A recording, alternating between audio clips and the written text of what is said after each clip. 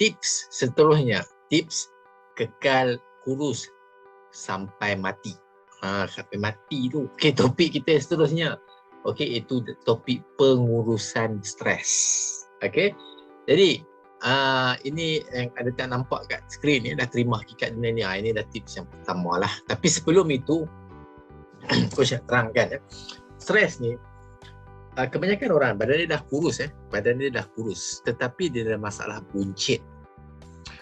Kadang-kadang masalah buncit ni berlaku sebab pengurusan stres yang lemah. Semua orang stres, semua orang ada tekanan dalam kehidupan.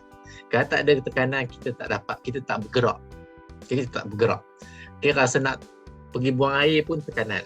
Rasa nak makan pun tekanan. Okay, nak berkahwin pun tekanan. Penuh dengan tekanan. Okay, tetapi macam mana kita nak menguruskan tekanan? Macam mana kita nak menguruskan stres? Okay, dalam topik ni Coach akan ceritakanlah macam mana. Okay, tapi ceritanya kat sini, bila kita tak dapat mengurus tekanan dengan baik, stres dengan baik, badan kita akan lebih cenderung untuk mengumpulkan lemak di kawasan perut. Okay, terutama di organ di perut, di tali perut, okay, kat bahagian perut lah. Kita akan mudah buncit bila kita punya pengurusan stres lemah. Okay, bukan maksudnya kita gemuk, tapi kadang-kadang lemak yang sepatutnya turun dekat paha, yang sepatutnya ada kat tangan sikit, kat belakang badan sikit, semuanya dia ditarik tertumpu ke perut. Sebab tu nampak buncit. Kenapa? Badan kita akan cenderung simpan lemak dekat perut ni sebab itulah tempat yang paling mudah untuk di-convert menjadi tenaga. Bila kita selalu stres, badan kita akan adapt untuk menyediakan tenaga segera di bahagian perut. Sebab tu kita senang buncit bila kita pengurusan stres kita lemah. Okey, bagi orang yang dia stres juga tapi dia uruskan stres dengan baik, dia ada perut yang ramping. Okey, bagi orang yang stres biasa tapi dia tak dapat kawal stres dia, uruskan stres dia dengan baik, kemungkinan dia akan buncit. Okey, jadi hari ni topik ni, okay, dalam topik besar kita, okay, tips kekal kurus sampai mati ni, Coach masukkan topik pengurusan stres untuk membantu anda. Okay, so tips ni Coach berikan, semoga anda dapat amalkan. Yang pertama, ini hakikat. Coach sebagai orang Islam dan anda kebanyakan orang Islam, yang bukan Islam pun anda boleh ikut juga tips ni. Kita kena terima hakikat. Dunia ini ujian, bukan syurga, dan kita kena percaya kepada janji Tuhan. Okey, kita kena percaya kepada janji Tuhan. Jadi, janji macam mana? Okey, ada satu hadis Nabi menceritakan alangkah ajaibnya seorang mukmin ini. Okey, bila datang perkara yang baik, dia bersyukur dan dia seronoklah. Bila datang perkara yang buruk, dia bersabar. Okey, dan itulah perkara yang baik baginya. Maksudnya, dia datang perkara baik ataupun perkara yang buruk, ataupun kita panggil senang ups and down in life. Okey, dia tetap sama dirinya, dia tetap berkeadaan baik, tetap bertenang. Sebab kita percaya dunia ini adalah ujian. Okey, ujian kita ingat Tuhan ataupun tidak. Dia yang berikan kita ujian. Dia yang berikan kita kesakitan, penyakit, dan dia berikan sekali dengan ubat. Dia berikan kita ujian dan keupayaan untuk mengatasi ujian tersebut. Kalau kita ingat dunia ni tempat bersenang lenang, tetapi hakikatnya selalu memang kita akan dapat tekanan dan kesusahan, okey, maka kita akan stres yang amat sangat. Kita tak dapat menguruskan stres kita dengan baik. Sebab dunia ini ujian, bukan syurga. Kita kena percaya janji Tuhan. Selepas kesusahan, ada kesenangan. Selepas kesusahan, ada kesenangan. Dunia ni memang tempat susah dan ada kesenangan selepas itu. Dunia ini memang susah dan ada kesenangan di syurga. Tetapi susah, senang kita di dunia, kita tetap tenang. So kita kena percaya janji Tuhan. Yang pertama itulah. Okey, sebab kita tak dapat terima hakikat, sebab tu kita stres. So kena terima hakikat dulu. Dunia ni ujian, tempat untuk kita menjadi lebih kuat, tempat untuk menguji kita. Dan kita kena percaya janji Tuhan. Tuhan berikan kita ujian dengan keupayaan untuk mengatasi ujian itu. Okey? Bila sampai masanya, kita akan mati dan kita akan kembali kepada Tuhan. Jadi sebab utama kenapa orang stres. ataupun kan sebab stres tu biasa, semua orang stres. Sebab utama kenapa orang tension dan tak dapat menguruskan stresnya adalah kerana dia lupa tentang Tuhan. Dia lupa tentang hakikat. Dunia ini ujian, bukan syurga. So ingat kembali. Bila kita ingat kembali, kita akan bertenang. Okey? Okey, itu yang pertama, tips pertama. Tips kedua, terima ujian. Ialah penguat diri, tangga untuk menjadi lebih kuat dan berjaya. So kita kena terima ujian adalah penguat diri, tangga untuk menjadi lebih kuat dan berjaya. Okey?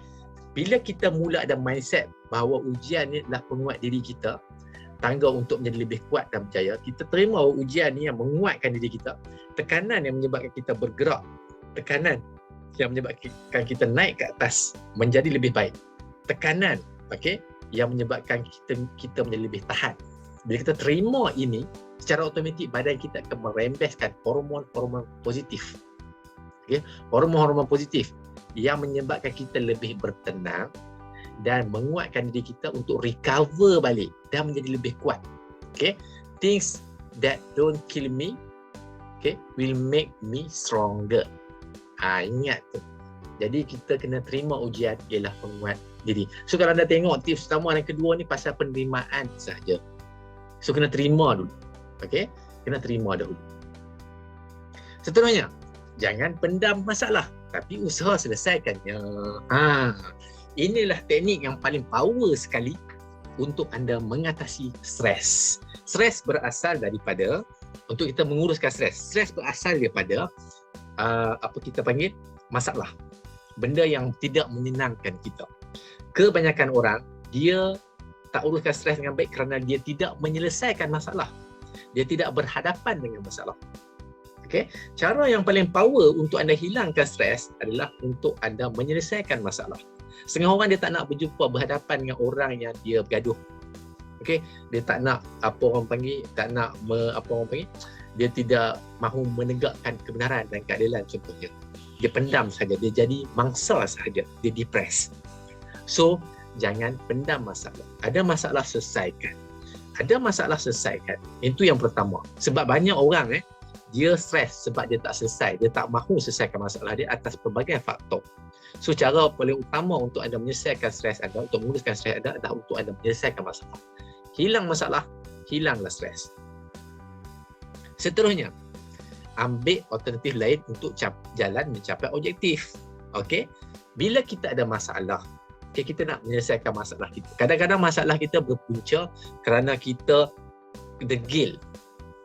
Kita nak satu jalan saja. Contoh, coach bagi contoh.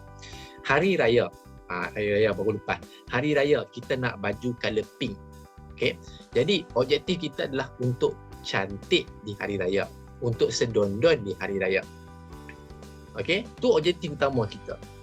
Masalah kita bila kita tak dapat menguruskan stres adalah kerana kita lupa objektif dan kita terlampau tertumpu kepada jalan untuk mencapai objektif. Kita tak mahu tengok pilihan yang lain. Jadi inilah masalah kita.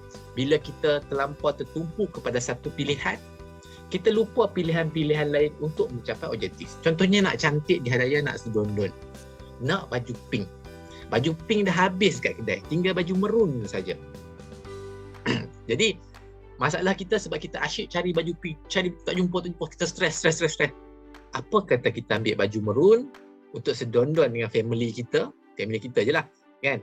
Untuk sedondon color merun, tetap tercapai objektif untuk cantik dan sedondon di hari raya. Nampak tak? Ini antara masalah utama. Yang pertama tadi, masalah utama adalah dia pendam masalah, dia tak usaha selesaikan. Itu yang pertama. Yang kedua adalah dia terlampau pegang kepada satu jalan saja untuk mencapai objektif. Dia lupa pasal objektif, dia pegang kepada jalan.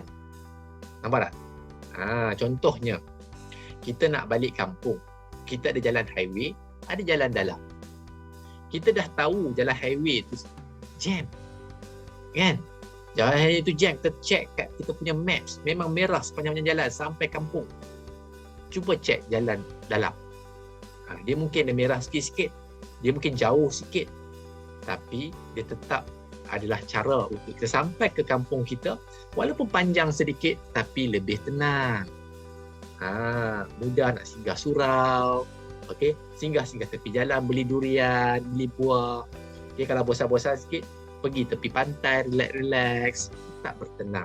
Dan akhirnya tetap mencapai objektif sampai ke kampung. So inilah masalah kedua. Yang pertama tadi, dia pendam masalah, dia depress. Tapi dia tak selesaikan masalah. Yang pertama. Yang kedua adalah, dia terlampau pegang kepada jalan, tapi dia tak nampak, dia lupakan tujuan. Okey? Padahal ada banyak alternatif, ada banyak jalan untuk mencapai objektif ataupun tujuan yang sama. Ambil analogi yang coach bagi tahu tadi, analogi nak cantik di hari raya dan juga analogi nak balik kampung. Okey? Sama ada pilih baju pink ataupun pilih jalan jam kat highway, kenapa tidak pilih baju maroon dan kenapa tidak pilih jalan dalam yang lebih tenang. So fokus kepada objektif, ambil alternatif lain. Okey, jangan terlampau tumpu kepada hanya satu sahaja jalan untuk mencapai objektif yang sama. Alright, so tu masalah kedua yang atau pengurusan yang anda boleh lakukan, pilih alternatif yang lain untuk mencapai objektif yang lain, objektif yang sama. Okey, yang seterusnya, ingat kembali situasi yang pernah kita hadapi masa lalu dan fikir apa penyelesaiannya. Okey, tips ni pun dia berbalik kepada jangan pendam masalah tapi usaha selesaikannya tadi. Okey, bila anda dapat satu masalah, anda kena ingat balik situasi yang pernah anda hadapi dengan masalah yang sama dan fikirkan apa penyelesaiannya. Mungkin masalah yang hampir sama, okey, ataupun masalah tu dekat bidang yang lain, tapi anda boleh gunakan penyelesaiannya itu dalam bidang lain kepada anda punya bidang yang baru, masalah yang baru ni. Mungkin penyelesaiannya anda boleh guna penyelesaian yang sama. Dengan kita berfikir kembali situasi kita yang hadapi masa lalu, yang pertama otak rasional kita akan jadi aktif. Okey. Yang kedua, bila kita dapat fikir balik penyelesaian yang mungkin untuk menyelesaikan masalah kita sekarang, apa yang berlaku ialah hormon-hormon positif mula meningkat dalam badan kita. Otak rasional kita semakin positif, kita punya jantung makin relax, bertenang, okay, kita akan semakin bertenang, okay, dan meningkatkan hormon-hormon positif, hormon-hormon ketenangan dan kebahagiaan. Okey, hormon-hormon keyakinan, okey, seperti serotonin, okey, dopamin. Dopamin itu untuk mencapai objektif kan, serotonin, oksitoksin atau hormon kasih sayang. Okay, jadi sekiranya hormon-hormon baik ni akan meningkat bila kita mula berfikir rasional. Okey, dan kita nampak, oh dulu aku selesaikan macam ni, kita mula yakin diri. So kesihatan kita semakin baik bila hormon-hormon kebaikan kita keluar, okey, untuk mengatasi hormon-hormon stres kita. Okay, dan kita dapat pula jalan penyelesaian untuk menyelesaikan masalah.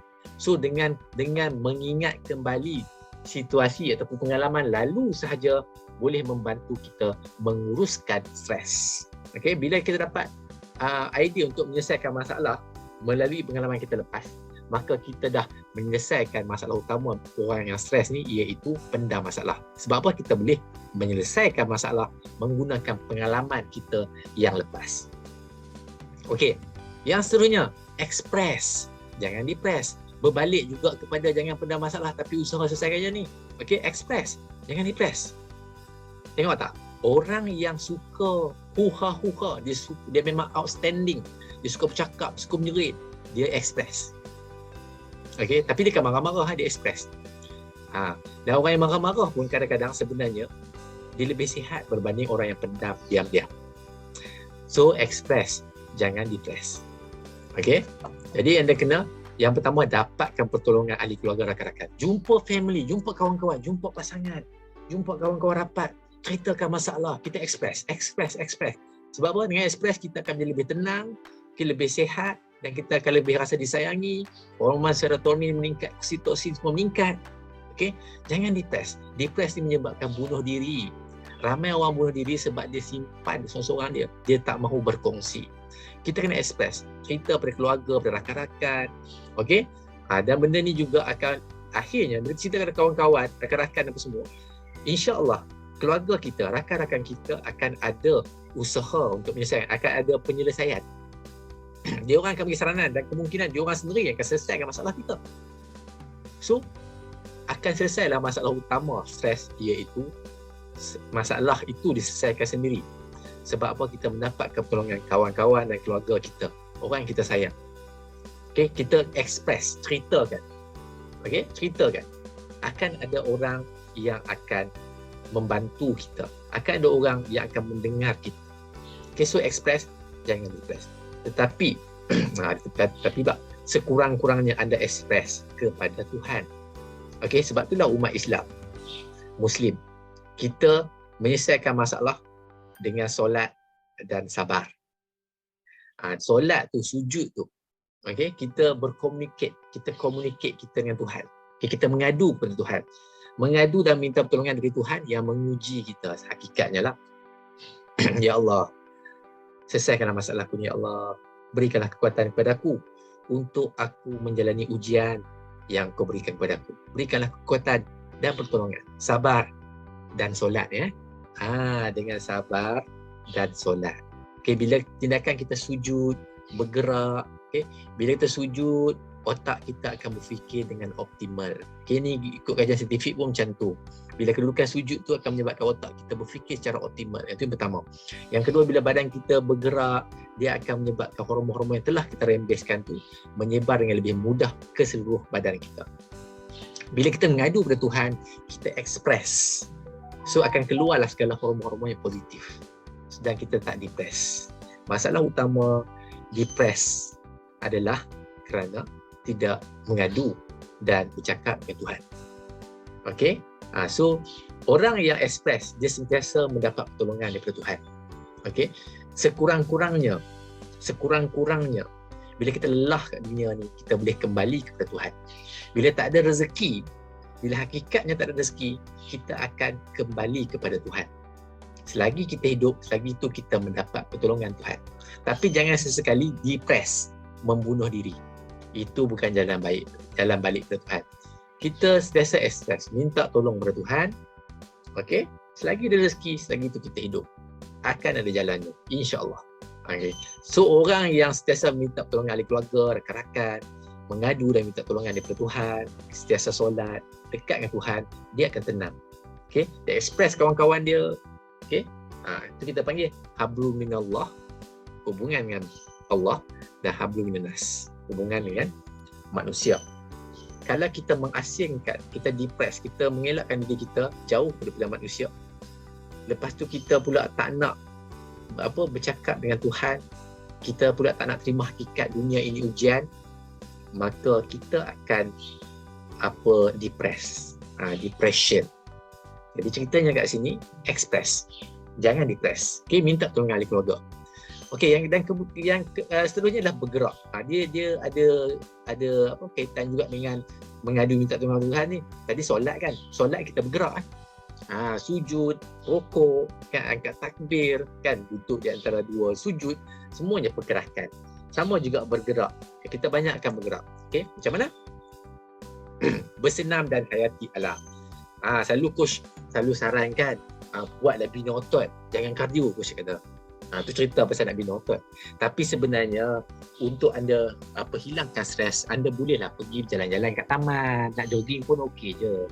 Sebab bila kita mengikut kajian, even kalau kita letak pokok, kita letak pemandangan alam ciptaan Tuhan dalam bilik kita, kita akan rasa tenang, akan hilang stres. Letak haiwan, belah haiwan pun kan, kita dekat dengan alam, kita akan hilang stres. So bila kita, yang tu pertama lah, bila hayati alam lah. Okay, so kalau kita keluar pergi ke taman, lagilah stres kita akan lebih diuruskan, lebih baik lah. Okay. Yang kedua, bila kita bersenam, kita bergerak, okay, jogging ke, kita pergi angkat besi ke apa kan, dia akan melancarkan lagi penyebaran hormon-hormon baik yang telah kita keluarkan bila kita ubah mindset kita, okay, bila kita fikir rasional dan sebagainya. Apa yang coach ceritakan tadi, dengan bersenam akan lebih memudahkan hormon-hormon kebaikan yang telah dirembeskan itu tersebar ke seluruh badan kita. Sebab itu kita bergerak, okay, bersenam dan hayati alam. Okey, kemudian banyakkan sujud ni, yang perkara coach beritahu tadi lah, express dengan express ni, banyakkan bersujud. Okey, yang pertama, dia mengoptimalkan pemikiran kita. Yang kedua, dia menyebabkan hormon senang hormon kebaikan senang disebarkan ke seluruh badan. Dan yang ketiga, dengan bersujud dan solat itu sendiri akan meningkatkan lagi kita punya hormon-hormon kebaikan, akan keluar lebih banyak lagi. Okey? Alright, so itulah teknik-teknik yang coach berikan kepada anda untuk anda senang menguruskan stres. Okey, anda boleh ulang video ni berulang-ulang kali. Cuba dapatkan goal ataupun benda, goal nugget lah, benda yang amat bernilai daripada apa yang coach terangkan tadi tentang pengurusan stres. Sebenarnya inilah caranya. Okey. Jadi coach berikan kepada anda ni, semoga kehidupan anda lebih senang dan tenang lah. Okey, sebab hidup ini, ingat kata-kata coach, dunia ini ujian, bukan syurga. So percaya janji Tuhan. Okey, ada juga ayat yang lain kata dunia ini bukan tempat tinggal, tapi tempat meninggal. Nampak tak? So ingat yakin dengan Tuhan, yakin Allah Ta'ala itu Maha Pengasih dan Maha Penyayang. Okey, so sentiasa kembali kepada Dia. Okey, dan selesaikan masalah. Okey, fikir rasional. Okey, express kepada rakan-rakan keluarga, dapatkan pertolongan. Okey, fikir balik pengalaman yang lepas, tukar mindset. Okey, terima hakikat. Dunia ini ujian, bukan syurga. Semoga anda dapat menguruskan stres anda dengan lebih baik. Okey, insya-Allah. Kita jumpa di topik kita yang seterusnya.